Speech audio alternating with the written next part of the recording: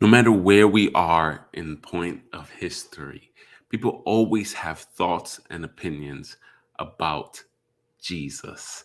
Today, I want to look at some ancient heresies that are still prevalent in our culture, even though they may not be known in the exact same way as they once were. And that is coming up.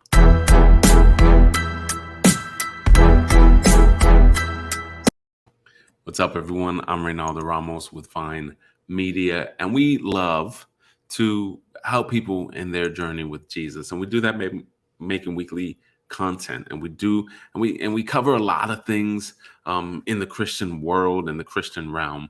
And we would love for you, if you find any value in what we do, we would love for you to subscribe to us, come along with us in this journey, and check out our other videos that we have.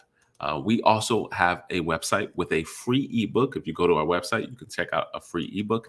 And we have a store. You can go to VineMediaMinistries.com and check out our free ebook. Check out our store with all custom gear, designed 100% by us. And if you see anything you like, you should check it out. All right. So in theology, there's a branch of theology called Christology. And this branch of theology is all about Jesus.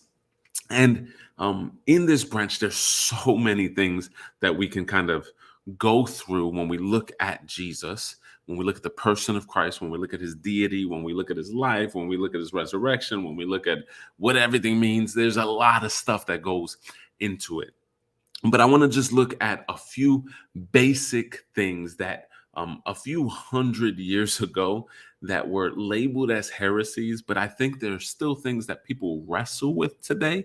Again, they may not be labeled with the same terminology because it's just not how we do things nowadays, but the ideas are still there. The ideas are still there, and they can be there within the church, they could be there in culture, but the ideas are still there. So let me just lay before you what the orthodox view of Jesus is. Jesus, orthodox view, looks at Jesus as 100% man and 100% God. In theological terms, this is called the hypostatic union, right? Where Jesus is 100% God and 100% man. So he can heal like God, right?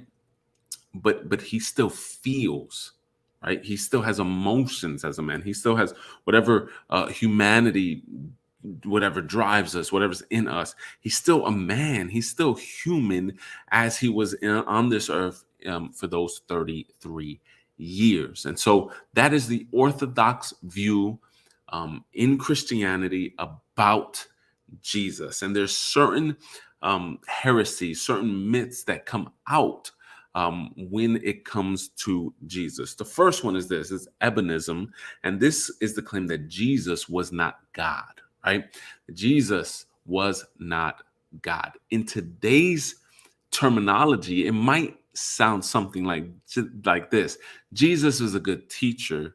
Jesus was a moral man. Jesus was a great rabbi, but he was not God.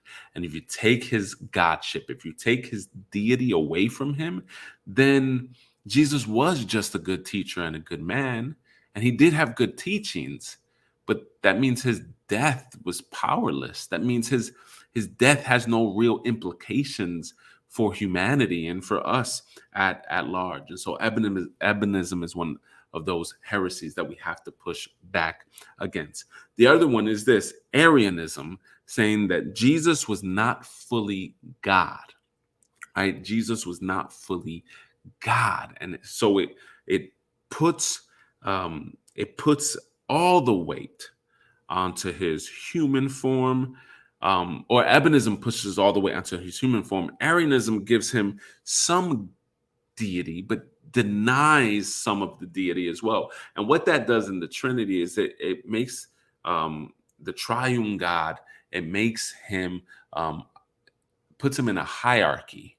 Like the Father is higher than the Son. And in Orthodox Christianity, that's not how it is. They are all in one God in three persons and they are co-equal, right? And so Arianism was found to not be true.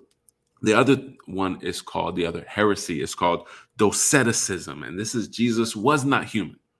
He was just God. He felt no. And so this is dangerous because then it takes away his humanity. It takes away that. So if he wasn't human, then did he really die? Because if he's God, did he feel pain?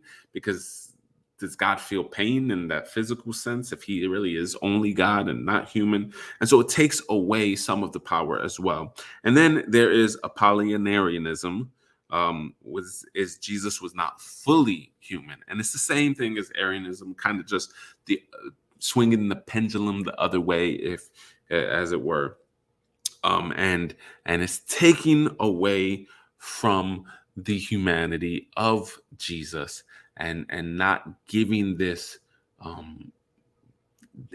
Sure, it's a paradoxical thing, but not giving the due of Jesus being 100% man and 100% God. And so I want to lay this before you today, this brief look at Christology as we walk with Jesus in today's culture. And I encourage you to walk with Jesus, to search Jesus, to look at Jesus's teachings, what he claims about himself, what the disciples saw, and then what they claimed about Jesus, and round it all out and see that Jesus, the deity is there. Jesus was God.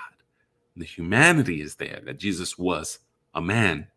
And because of that union, there's a beautiful thing that happens where he lays down his life and offers an invitation for us to follow him.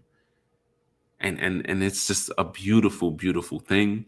And again, we don't have time to go through all of the branches of what Christology looks like and means, but I wanted to lay this before you so you can fight and combat this in culture, with the voices that might say that Jesus isn't God or Jesus wasn't man or all this stuff. Jesus is all in all God, and he was all in all man. And it is because of that union that we have salvation today. And in everything that we do here at VineMedia, we want to encourage you to stay connected to the vine that is Jesus. And he will never leave you, and he will always be by your side. And so we will see you next time.